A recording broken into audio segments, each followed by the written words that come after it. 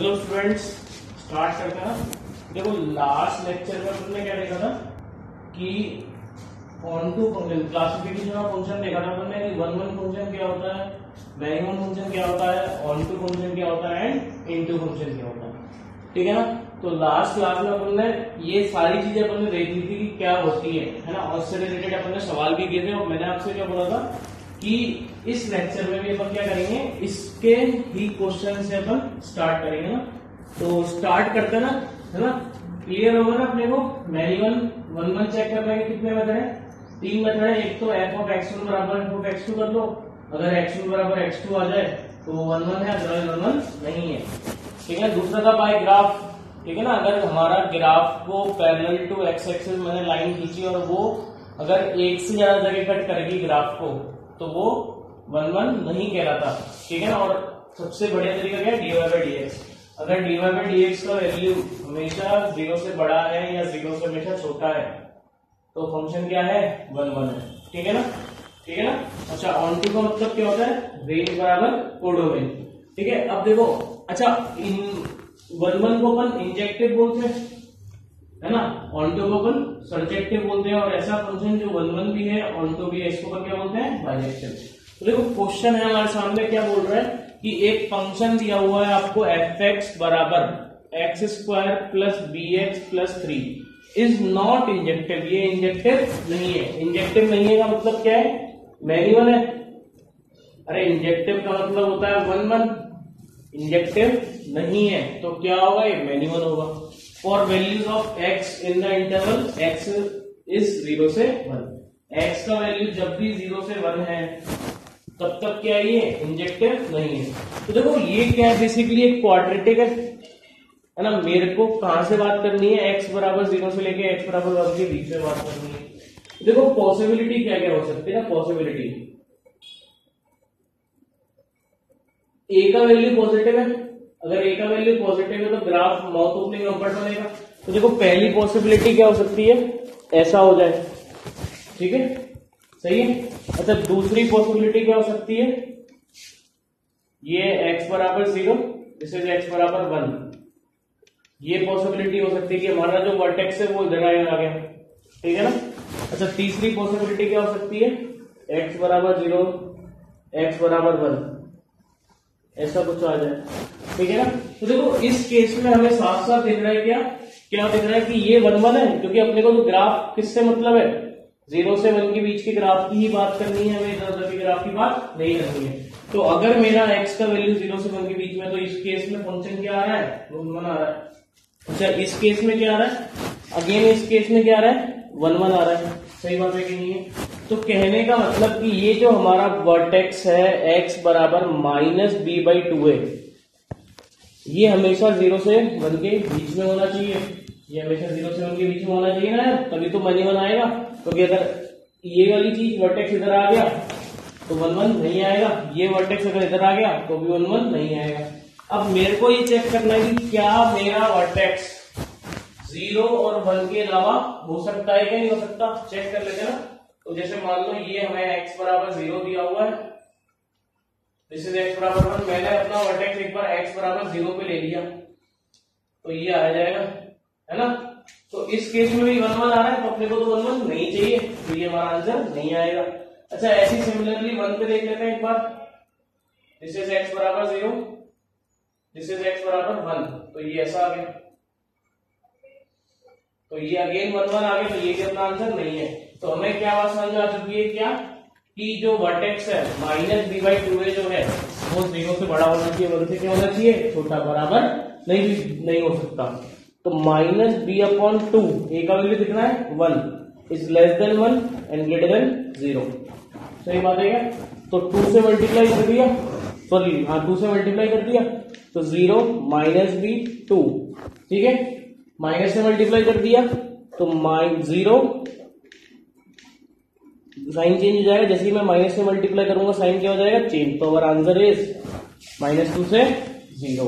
तो therefore b belongs to क्या हो गया, -2 से 0। This is our required answer.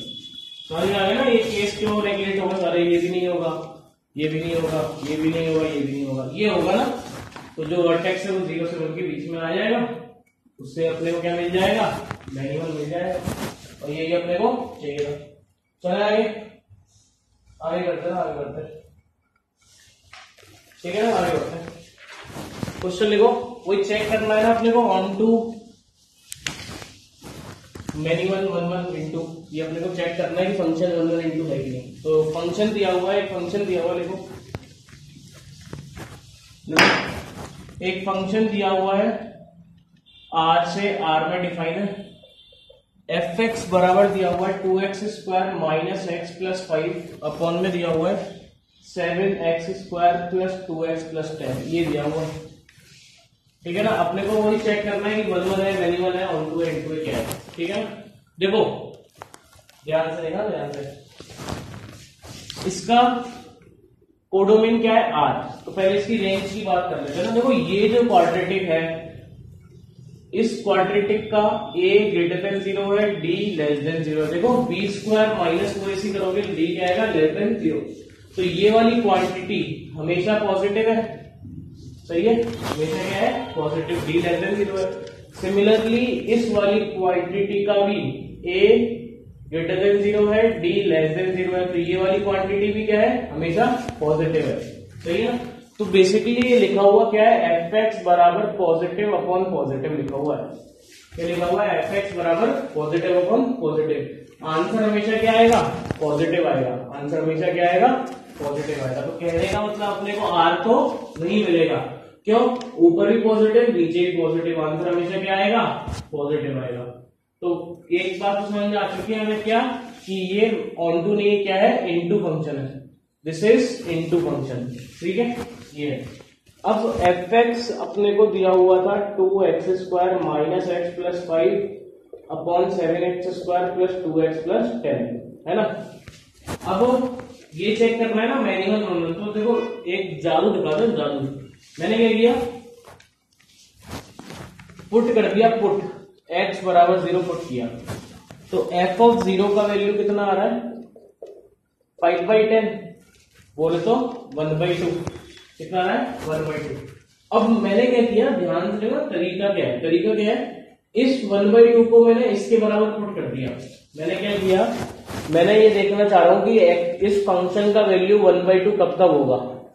तो मैंने क्या किया, इसका वैल्यू 1/2 के बराबर कर दिया, है ना। कर सकते हो ना, कोई वैसा काम नहीं कर रहा है अपन जो नहीं कर सकते हो। मैंने x का वैल्यू 0 पुट किया, आंसर कितना है, 1/2। और मैंने क्या किया, इसमें 1/2 रख दिया। मैं ये चेक कर रहा हूँ क्या x बराबर 0 पे 1/2 मिलेगा या किसी और पे भी मिल सकता है, तो चेक कर लेते हैं। क्रॉस मल्टीप्लाई कर दिया तो ये लिखा हुआ 2x² माइनस एक्स प्लस 5 बराबर 7x² प्लस 2x प्लस 10, ठीक है ना। देखो 4x² प्लस के 7 तो इधर जाएगा कितना हो जाएगा, 3x² प्लस का 2x माइनस 2x इधर आगे कितना हो जाएगा, प्लस का 4x प्लस का 10 प्लस का 10 कट गया बराबर 0। तो एक तो x बराबर 0 तो हमें पहले ही पता था, और यहां से क्या समझ में आ गया, दो रूट आ गए ना इसके, एक तो x बराबर 0 आ गया और एक x बराबर कितना आ गया, -4/3। तो इसका मतलब क्या है कि यार जो वैल्यू 1/2 है, इस फंक्शन की जो वैल्यू 1/2 है वो दो बार मिल रही है, एक तो 0 पे मिल रही है और एक -4/3 मिल रही है ना। तो क्या हो गया, बेसिकली मैनुअल हो गया क्या, कैसे, ये फंक्शन है हमारा, this is A, this is B, ये हमारा फंक्शन है। 0 पे जो वैल्यू आई है वही -4/3 पे आ रही है ना। 1/2 0 पे भी मिल गया, -4/3 पे भी मिल गया, तो फंक्शन क्या हो गया, मैनुअल हो गया। Function is manual function. कर लेंगे, समझ में आ गया। चले आगे बढ़ते हैं, आगे बढ़ते हैं, लिख लो, ठीक है। नेक्स्ट क्वेश्चन है, अच्छा सवाल है ना, अच्छा क्वेश्चन है, स्टार लगा लेंगे।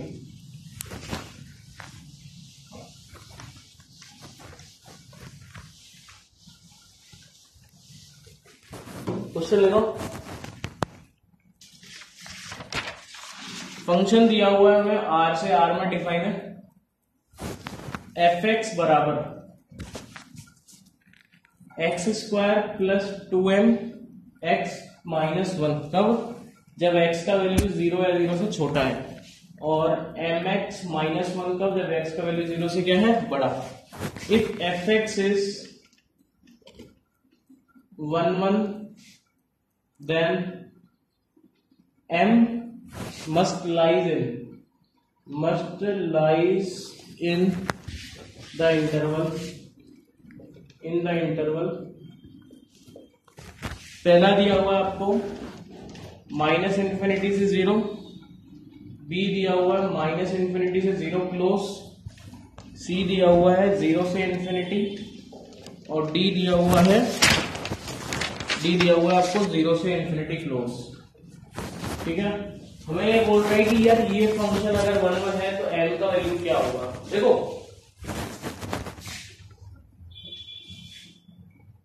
फंक्शन क्या है, पीस वाइज फंक्शन है ना। देखो 0 पे वैल्यू कितनी आ रही है, -1 आ रही है।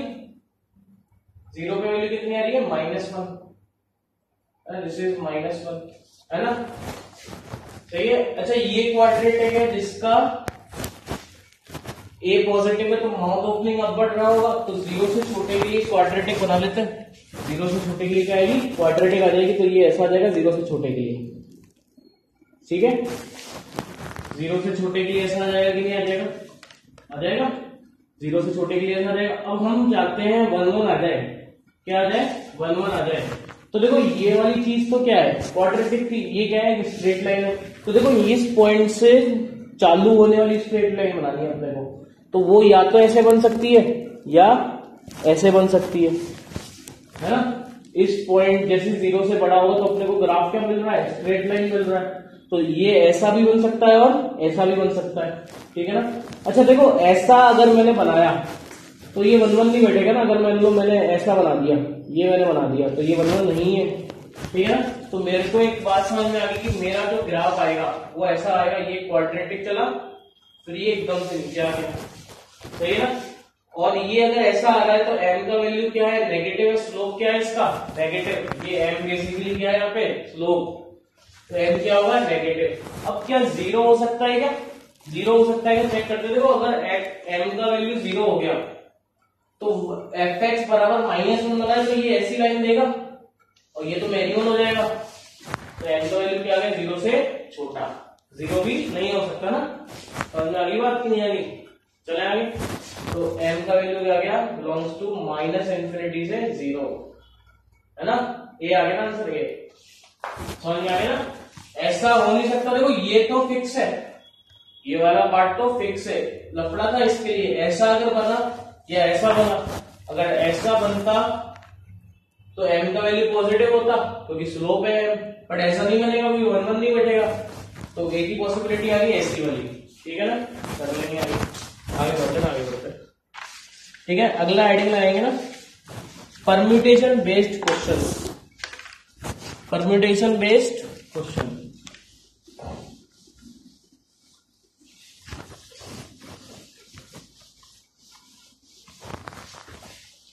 Next heading is permutation based problem, ठीक है ना। ठीक है, हमें क्या है, फंक्शन दिया हुआ है जो कि a से b में डिफाइन है ना। फंक्शन हमें दिया हुआ है जो कि a से b में डिफाइन है। केस 1 ले लिया मैंने। केस 1 का मतलब क्या है, when element in a is equal to element in b, है ना। पहला केस क्या ले लिया हमें कि a में जितने एलिमेंट है उतने ही b में एलिमेंट है, ठीक है। देखो हमें क्या निकालना है, total number of function, total number of function, total कितने फंक्शन बन सकते हैं। देखो हो क्या रहा है, बेसिकली ये एक सेट है a, ये एक सेट है b, है ना। एक एग्जांपल ले लेते हैं ना। देखो n के लिए बात कर रहे हैं, नंबर अगर दोनों में सेम है तो n ले लेंगे, बट हम एक एग्जांपल लेके समझ लेते हैं। जो फंडा अपन इसमें लगाएंगे वही फंडा n के लिए हो जाएगा, ठीक है ना। तो जैसे ये एक सेट है a, ये एक सेट है b, है ना। इसमें मान लो 4 एलिमेंट है, 1 2 3 4, इसमें b 4 है, a b c d, ठीक है ना। अब हमें ये पूछ रहा है कि टोटल कितने फंक्शन बन सकते हैं। देखो इसको अपन ऐसे सोच सकते हैं कि हमारे पास 4 किताबें हैं, ठीक है ना, और 4 चिल्ड्रन है, है ना, 4 किताबें हैं, 4 चिल्ड्रन है, 4 किताबों को 4 चिल्ड्रन में बांटनी है। सही बात है कि नहीं है ना, समझ में आई कि नहीं? एक किताब हम देखो 2 को दे भी नहीं सकते, फाड़ के तो देंगे नहीं। फंक्शन क्या बोलता है कि एक चीज 2 पे नहीं जानी चाहिए, तो वो तो किताब वैसे भी नहीं जाती है, ठीक है ना। तो अपन क्या कर सकते हैं, हमने मान लिया कि 4 किताबें हैं और 4 चिल्ड्रन है, तो यहाँ पे पढ़ना क्या हो रहा है कि 4 किताबों को 4 चिल्ड्रनों में बांटना है। तो पहले के लिए कितने ऑप्शन है? पहली किताब के लिए 4 ऑप्शन है। पहली किताब के लिए कितने ऑप्शन है? 4 ऑप्शन, ठीक है। किसी को भी दे दो ABCD में से दे दो। दूसरी किताब के लिए भी कितने ऑप्शन है? 4 ऑप्शन। तो 2 तीसरी के लिए भी 4, चौथी के लिए 4, आंसर कितना गया? 4 की पावर 4 आ गया। सही है क्या? नहीं है? सही है। अगर यहाँ पे 5 होते और यहाँ पे भी 5 होते तो 4 की पावर कितना आया था? 5 आया था, ठीक है ना। बेसिकली क्या हो गया, टोटल नंबर ऑफ फंक्शन भी निकाल लिया हमने। जितनी तरीके से मैं 4 किताबों को 4 बच्चों में बांट सकता हूं, ठीक है ना। बी देखो, बी 1-1 फंक्शन, कितने 1-1 फंक्शन होंगे ना। अच्छा मेरे को ये बात पता है ना, 1-1 फंक्शन के लिए क्या होना चाहिए। मान लो ये किताब है, ये ए है, ये बी है, 1 2 3 4 BCD। 1-1 का मतलब क्या है कि हर एक बच्चे को किताब मिलनी चाहिए और एक को एक किताब एक को दी जाएगी। 1-1 का मतलब क्या है कि एक को दी जाएगी, है ना, किसी को भी 2 नहीं मिल सकती। ये 1-1 है कि हर एक बच्चे को मिलनी चाहिए, तो इसमें भी 4 है, इसमें भी 4 है। तो 1-1 का मतलब क्या है कि हर एक को मिलनी चाहिए और किसी को भी 2 नहीं मिलेंगी। तो पहली किताब के लिए कितने ऑप्शन? 4 ऑप्शन। दूसरी किताब के लिए 3, क्यों? क्योंकि जिसको हमने दे दिया उसको हम नहीं दे सकते हम, सही बात है ना। तो अगले के लिए कितना गया? 3। तीसरी किताब के लिए 2 ऑप्शन और आखिरी किताब के लिए 1 ऑप्शन, तो आंसर कितना गया? 4 फैक्टोरियल। सही बात है ना, समझ में आ गया ना। देखो पहली किताब के लिए 4 है, किसी को भी दे दो। दूसरी किताब के लिए 3, क्यों? क्योंकि 1-1 अगर मेरे को चाहिए तो जिसको मैं दे चुका हूं उसको मैं नहीं दे सकता, तो आंसर कितना गया? 4 फैक्टोरियल, ठीक है। तो तीसरा पार्ट मैरीवन के लिए आपको पता है कि टोटल में या तो 1-1 होते हैं या मिनिमम होते हैं, तो ये हो जाएगा टोटल माइनस 1-1, टोटल माइनस 1-1 बोले तो कितना? 4 की पावर 4 माइनस 4 फैक्टोरियल। कर लेंगे आगे बढ़ते हैं ना, आगे बढ़ते हैं।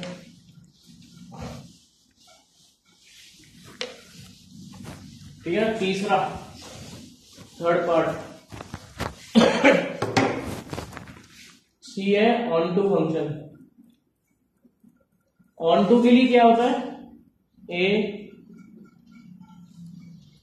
ABCD।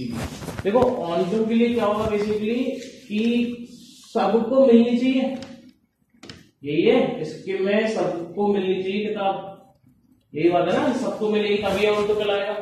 तो देखो क्या ये 1-1 वाला केस बन गया क्या? क्यों?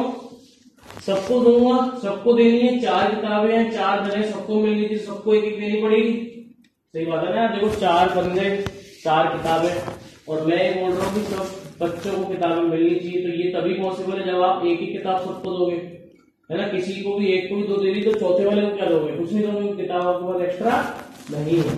तो उसका आंसर कितना आ गया? 4 फैक्टोरियल, सेम एज 1-1। समझ में आ गया ना अपने को, ठीक है ना। डी पार्ट इनटू वही टोटल में से ऑन टू हटा दो, तो 4 की पावर 4 में से अपन ने 4 फैक्टोरियल हटा दिया। समझ में आ गया ना। ऑन टू वाला सब बच्चों को किताब मिलनी चाहिए और 4 ही किताबें हैं, 4 बच्चे, सबको मिलनी, तो एक एक ही बांटोगे आप तभी ऐसा हो सकता है। अगर मान लो आपने ये 2 किताब इसको दे दी तो डी वाले की किताब कहां से लाओगे? तो ये जब ये पॉसिबल होगा जब आप सबको एक एक बांटोगे। कर लेंगे आगे कर लेंगे, ठीक है ना, कर लेंगे, ठीक है ना। डी था, ये ई था, ठीक है ना। आगे बढ़ते ना। तो ये बात तो हमने कब करी? जब दोनों में एलिमेंट क्या है? सेम, ठीक है ना। अब देखो सेकंड केस सेकंड में क्या है? When number of element in A, मतलब डोमेन में इज ग्रेटर देन बी। कहने का मतलब क्या है कि ए में ज्यादा है बी से। बी 1 2 3 4 ए बी सी ये दिया हुआ है आपको। तो ए क्या है? Total function. ए क्या है हमारे पास? Total function. ठीक है ना? कहना क्या रहा है कि आपके पास ए में ज्यादा है तो हमने ए में ज्यादा मान लिए, बी में कम मान लिए। देखो अगेन ये बुक्स, ये चिल्ड्रन, ठीक है ना? पहली किताब के लिए कितने ऑप्शन? किसी को दे दो। पहली किताब के लिए 3 ऑप्शन। पहली किताब के लिए कितने ऑप्शन है? या फिर एक काम करो, ऐसे कर लो, पहली किताब के लिए हमारे पास कितने ऑप्शन है? हाँ 3 ऑप्शन है। पहली किताब हमें बांटनी है, हमारे पास कितने बंदे बैठे हुए सामने? 3 जने। पहली किताब के लिए कितने ऑप्शन? 3 ऑप्शन, तो 3 आ गया। ठीक है ना? दूसरी किताब के लिए भी 3 ऑप्शन, 3 आ गया। तीसरी किताब के लिए भी 3 ऑप्शन, 3 आ गया, है ना? चौथी किताब के लिए भी 3, तो आंसर कितना आ गया? 3 की पावर 4। कर लेंगे क्या?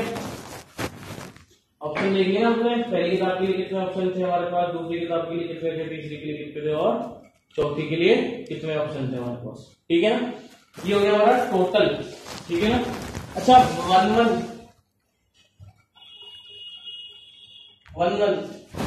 देखो 4 किताबें 3 बच्चे, सारी किताबें बांटेंगे हम, है ना? तो ऐसा तो होगा ही होगा कि एक किताब एक्स्ट्रा मिली होगी एक जने को। सही बात है ना? 4 किताबें मेरे पास, सामने 3 बच्चे बैठे, तो ऐसा तो हो ही नहीं सकता कि सबको एक एक मिले। एक ना एक किताब तो किसी न किसी को मिलेगी। ठीक है ना? तो ये हमारे पास कितना आ गया? 0 आ गया, है ना? कितना आ गया? 0 आ गया। सही बात है ना? 0 आ जाएगा ना, ऐसा हो नहीं सकता। ठीक है? ठीक है। अच्छा सी पार्ट मिनिमम टोटल जितने थे वही आ जाएंगे, टोटल फंक्शंस जितने टोटल से उतने आ गए। ठीक है ना? क्योंकि बनना है ही तो सारे मिनिमम ही रहे होंगे, सिंपल सी बात है। ठीक है ना?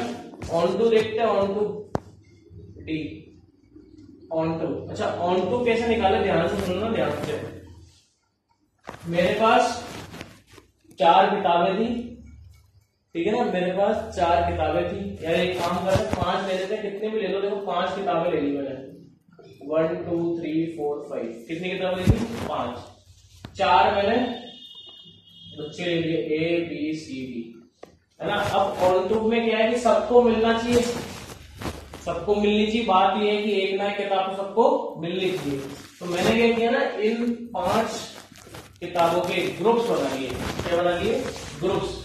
तो मैंने क्या किया, 4 थैलियां बना ली। कुल मिला के ग्रुप बनाने का मतलब क्या होता है कि मैंने पॉलिथीन बना ली। 5 किताबों की मैंने 4 पॉलिथीन बना ली। अब उन 4 पॉलिथीन को मैं डिस्ट्रीब्यूट कर दूंगा। तो मैं क्या कर रहा हूं, बेसिकली फॉर्म 4 ग्रुप्स। मैंने 4 ग्रुप बना लिए। तो 5 चीजों के 4 ग्रुप, 1 1 1 और 2 ऐसे ही बन सकते हैं। एक में एक, एक में एक, एक में एक और एक में 2। ठीक है ना? तो 4 ग्रुप बनाने के तरीके क्या होते हैं? 5 फैक्टोरियल अपॉन 1 फैक्टोरियल का क्यूब इंटू 2 फैक्टोरियल। ठीक है ना? और जितनी बार कोई भी रिपीट हो रहा है उसको मैं डिवाइड कर देता हूं 1/3 फैक्टोरियल। तो ये क्या है? Number of ways, number of ways to form 4 groups. ठीक है ना? अब मेरे पास 4 किताबों के पॉलिथीन आ गए, उनको 4 लोगों में डिस्ट्रीब्यूट करना। तो कितने तरीके से? 4 फैक्टोरियल से। तो 4 फैक्टोरियल से डिस्ट्रीब्यूट कर दिया। क्लियर है कि नहीं? क्लियर है? सही है। अच्छा इनटू क्या हुआ? टोटल में से माइनस कर देंगे, इसको कर लोगे। इनटू कैसे निकालेंगे? टोटल में से माइनस कर देंगे अपन। कर लेंगे क्या? कर लेंगे ना। इनटू के लिए ये समझ में आ गया ना अपने को। अपन ने 5 किताबों के 4 ग्रुप बना लिए, उनको फिर 4 ग्रुप में डिस्ट्रीब्यूट कर दिया। ठीक है ना? अब देखो सेकंड हो गया। थर्ड केस ना, थर्ड केस क्या होगा? Number of element in B is greater than number of element in A. तो केस नंबर थर्ड, ठीक है ना, number of element in B is greater than A, है ना। कहने का मतलब बी में ज्यादा है, ए में कम है। तो ये ए है 1 2 3 4, ये बी है ए बी सी डी और ई, है ना। ये हमारा एक फंक्शन है। तो टोटल फंक्शन, है ना, टोटल फंक्शन पहली किताब के लिए 5 ऑप्शन, दूसरी के लिए 5, तीसरी के लिए 5, चौथी के लिए 5, तो 5 की पावर 4 है, ठीक है ना। पहली किताब के लिए 5, दूसरे के लिए 5, तीसरे के लिए 5, चौथी के लिए 5, तो 5 की पावर 4 है ना। तो अगला आ जाएगा 1 1।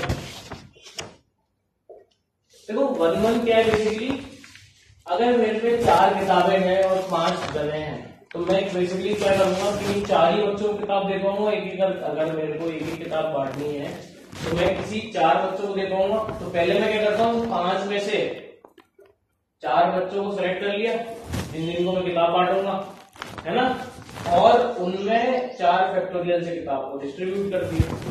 तो हम आगे कि नहीं आ गया।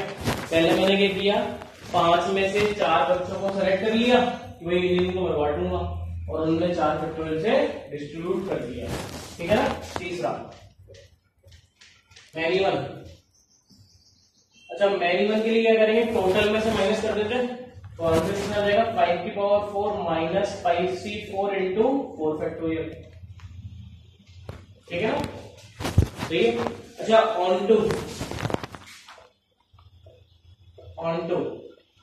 टू साफ साफ दिख रहा है 0 होगा। क्यों, क्योंकि 4 किताबें हैं, 5 बच्चे हैं, तो एक ना एक बच्चा तो ऐसा होगा ही होगा जिसको हम किताब नहीं दे पाएंगे, है ना। तो 0 आ गया। 4 किताबें हैं, 5 बच्चे, तो एक ना एक तो ऐसा आएगा ना जिसको अपन किताब नहीं दे पाएंगे। क्यों आएगा, क्योंकि आधी करके तो मैं फाड़ूंगा नहीं ना किताब को। सही है कि नहीं है, किताब फाड़ी तो नहीं जाएगी, ठीक है। ऐसे ही होगा ना कि किसी को एक दे दी, फिर किसी को मान लो आपने 2 भी दे दी, और एक ना एक बच्चा तो ऐसा मिलेगा ही मिलेगा जो छूट जाएगा बेचारा, जिसको अपन किताब नहीं बांट पाएंगे ना। बहुत दुख की बात है ना। तो समझ आ गया बात। चलो आगे बढ़ते हैं ना, आगे बढ़ते हैं। इनटू क्या हो गए, टोटल 5 की पावर 4 कर लेंगे। तो ये 3 केस है ना हमारे पास, ठीक है ना। आगे बढ़ते हैं, आगे बढ़ते हैं। समझ में आ गया ना, परम्यूटेशन बेस्ड सवाल, ठीक है, ऐसे होता है ना, बहुत इंपॉर्टेंट है, ठीक है ना। चले आगे, देखो अगली आता है functional equation. Next is functional equation. देखो फंक्शनल इक्वेशन का मतलब क्या होता है, देखो हमारे पास सिंपल इक्वेशन दी हुई होती है ना। जैसे मान लो ये दिया हुआ है x प्लस 2y बराबर 4, 2x प्लस y बराबर 3, सॉल्व x एंड y। तो हमने क्या किया, x और y के लिए सॉल्व कर लिया, ठीक है ना। अगर मान लो मेरे को ऐसा दे रहे fx plus 2f of 1/x बराबर 4, 2fx plus f of 1/x बराबर 3। तो यहां से मेरे को सॉल्व करवा रहा हो f ऑफ x के लिए, किसके लिए सॉल्व करवा रहा है, f ऑफ x की। तो बेसिकली ये क्या हो गया, फंक्शनल इक्वेशन होगी। This is a functional equation, कि अगर किसी भी इक्वेशन में अपन फंक्शन को घुसा दें, है ना, ठीक है, तो वो क्या होगी, एक फंक्शनल इक्वेशन होगी। तो सवाल से समझ में आएगा। सवाल लिखते हैं, है ना। तो लिखो, एक क्वेश्चन लिखो ना, for x belongs to R, देखो for x belongs to R, the function fx satisfy 2fx plus f of 1 minus x बराबर x, then find f of 4, है ना। ये निकालना है ना। देखो ये जो है ना तरीका जो है ना, वो आपको प्रैक्टिस से समझ में आएगा ना, धीरे धीरे करके आपको हिट करने लग जाएगा, ट्राई करने लग जाएगा ना। तो देखो मेरे को f of 4 निकालना था, है ना। तो मैंने क्या किया, देखो ये आपको बोल रहा है कि 2fx plus f of 1 minus x बराबर x, है ना। For every value of x belongs to R के लिए ये ट्रू है। आप इसमें x कुछ भी डालो, ये हमेशा ट्रू है। है ना। मेरे को 4 निकालना था, तो मेरे दिमाग में क्या स्ट्राइक हुआ कि सर एक काम करते हैं, x की जगह एक बार 4 पुट करके देखते हैं। क्या पुट करके देखते हैं? x की जगह 4। तो अगर मैं इस इक्वेशन में x की जगह 4 पुट करूंगा तो मेरे को क्या मिलेगा? f(4) प्लस f(-3) बराबर 4, है ना। अब मेरे को f(4) चाहिए था, बट ये -3 और आ गया। क्या आ गया? -3 और आ गया। आया कि नहीं आया? आ गया। अब एक काम, अब -3 f(-3) चाहिए, तो मेरे दिमाग में क्या स्ट्राइक हो रहा है कि सर एक काम करते हैं, x की जगह एक बार -3 और पुट करके देख लेते हैं, क्या पता -3 आ जाए। तो जैसे ही -3 में डालूंगा तो ये बनेगा twice of f(-3) plus f(4) बराबर -3। बनेगा कि नहीं बनेगा? अब मेरे को क्या निकालना है? दो इक्वेशन, दो वेरिएबल, मतलब अब सॉल्व कर लेंगे। अब तो f(4) आ जाएगा। f(4) निकालना, तो मैंने क्या किया, इस वाली इक्वेशन में 2 का मल्टीप्लाई कर दिया और घटा दिया। समझ में आ रहा है ना? 2 का मल्टीप्लाई करके घटा दिया, सॉल्व कर लेंगे। तो यहाँ पे देखो कितना हो जाएगा, 4 f(4) माइनस f(4), तो 3 f(4), ठीक है ना। ये कट जाएगा क्या? 2f(-3) माइनस 2f(-3), तो ये तो कट गया। 8 माइनस प्लस 8 प्लस 3 11, सही कर रहे हैं ना। 8 प्लस 3 11, ठीक है, सही। तो यहां से f(4) का वैल्यू कितना आ गया? 11/3, ठीक है ना। ये आपको प्रैक्टिस समझ में आएगा ना कि अच्छा मैं ये भी डाल सकता हूँ, वो भी डाल सकता हूँ, ठीक है ना। कर लेंगे, कर लेंगे। आगे बढ़ते ना, आगे बढ़ते चले आगे बढ़ते, ठीक है। नेक्स्ट क्वेश्चन लिखते हैं। नेक्स्ट लिखो, नेक्स्ट लिखो।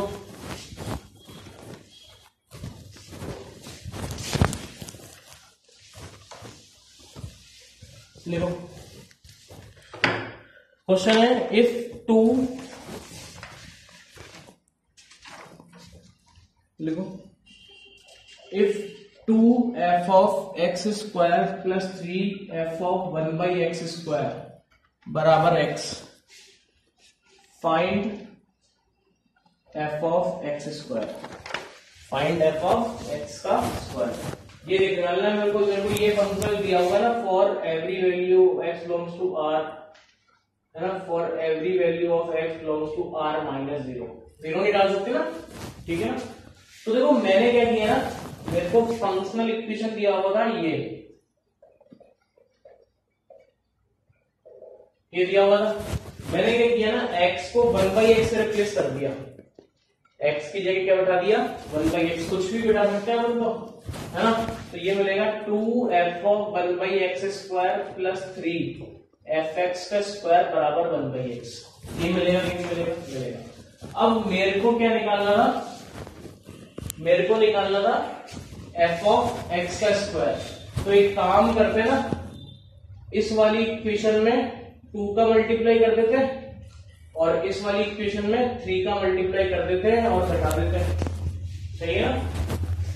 ये 6 बन जाएगा, इसका कोएफिशिएंट भी 6 बन जाएगा और अपन इसको घटा देते हैं।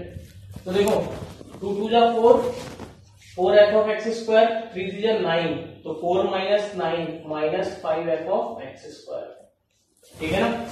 ये वाली पार्टी तो कट गई, 6 और 6 कट गया। बराबर में क्या लिखा हुआ है? यहाँ लिखा हुआ है 2x माइनस 3/x, ये लिखा हुआ है, सही है ना यार। ये लिखा हुआ है, ये लिखा हुआ है, सही लिखा हुआ है।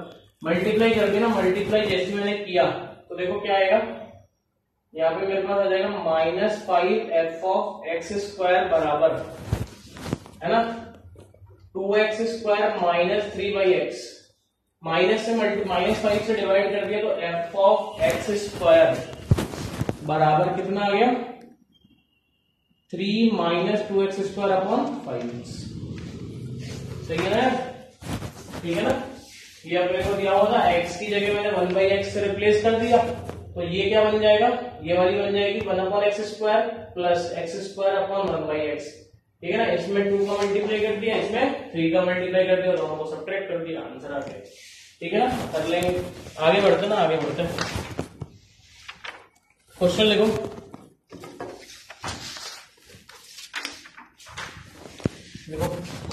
नेक्स्ट लिखो, next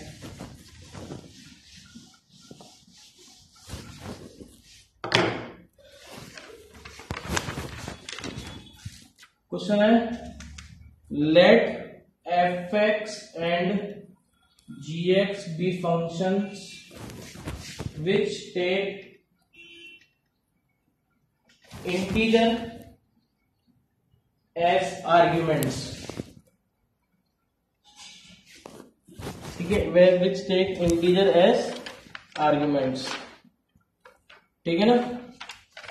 let f of x plus y बराबर F X plus G of Y plus 8 for all x belongs to integer and y belongs to integer.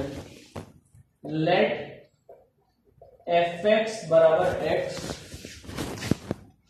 for all x for all negative integers, for all negative integers, ठीक है ना, integer x, and let g of 8 बराबर 17, find f of 0, find f of 0, ठीक है ना। करें start करते हैं।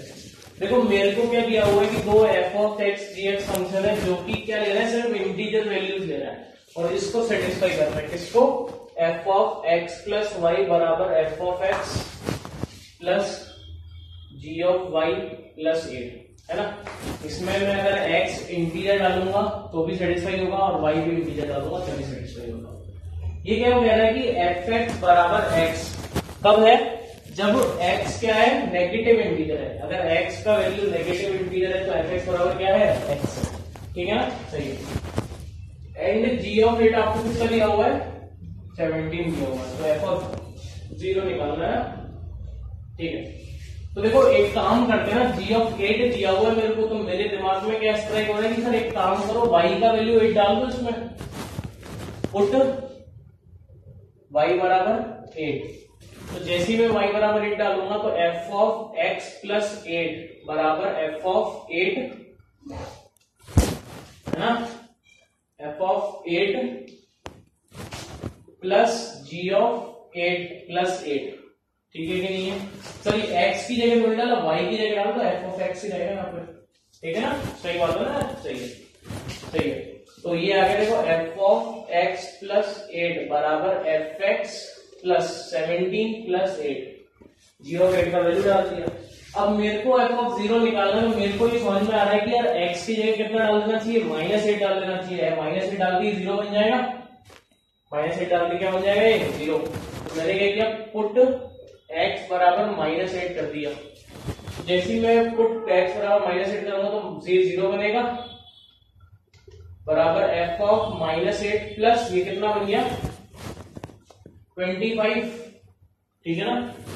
अब हमें क्या दिख रहा है कि f ऑफ फंक्शन के अंदर अगर नेगेटिव जाएगा तो कोई आपको उतना ही आंसर देगा ना। एफ एक्स बराबर एक्स कब है, जब x क्या है, नेगेटिव है। तो x की जगह अगर मैं -8 डालूंगा तो आंसर भी क्या आएगा मेरे को, -8। तो यहां से मैं क्या बोल सकता हूँ कि f ऑफ -8 कितना है, -8। तो यहां से मेरे को क्या मिल जाएगा कि f ऑफ 0 बराबर -8 प्लस 25। तो आंसर इस कितना आ गया, 17। तो f ऑफ 0 का वैल्यू कितना आ गया, 17। कर लेंगे, कर लेंगे, आगे बढ़ते हैं, आगे बढ़ते हैं, कर लेंगे, कर लेंगे। नेक्स्ट लिखो,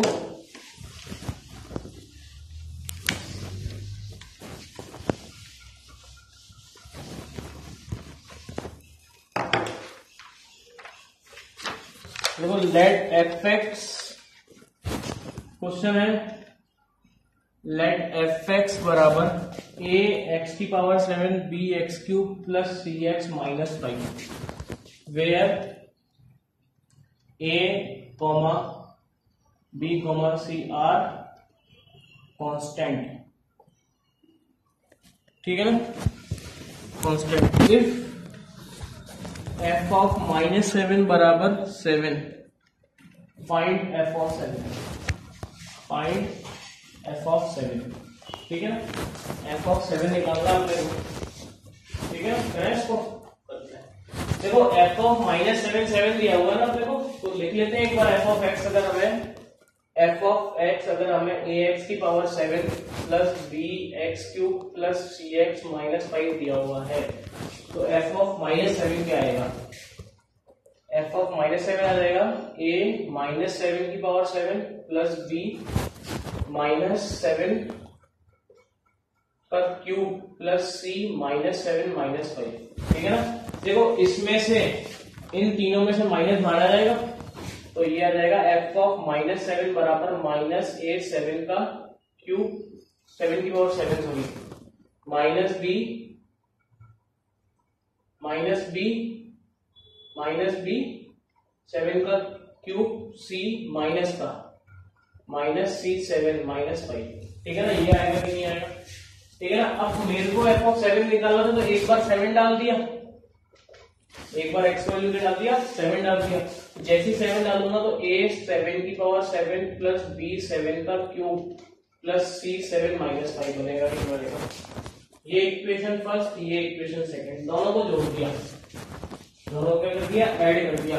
तो देखो जैसे ही मैं इन दोनों को जोड़ूंगा तो एलएचएस में बनेगा F of 7 plus F of -7, ये कट जाएगा, ये कट जाएगा, ये कट जाएगा, बराबर -10। ठीक है ना? अच्छा एफ ऑफ -7 7 दिया होगा, तो एफ ऑफ 7 बराबर -10, ये 7 जाएगा माइनस का 7, तो एफ ऑफ 7 का वैल्यू कितना आ गया? -17। एफ ऑफ 7 कितना आ गया? -17। कर लेंगे, कर लेंगे। ठीक है ना? आगे बढ़ते हैं, आगे बढ़ते हैं, कर लेंगे ना? कर लेंगे। नेक्स्ट क्वेश्चन करते हैं। नेक्स्ट क्वेश्चन है आपके सामने, देखो समझ में आ गया? सिंपल सा सवाल था।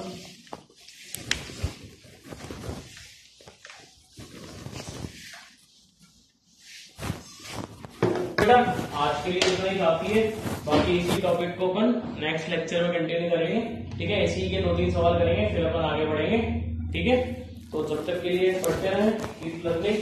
और डिस्क्रिप्शन में मैंने आपको लिंक दिया हुआ है ना, मटेरियल स्टडी मटेरियल से रिलेटेड लिंक है उसमें। ठीक है? उसको जाके देखें। Thank you so much.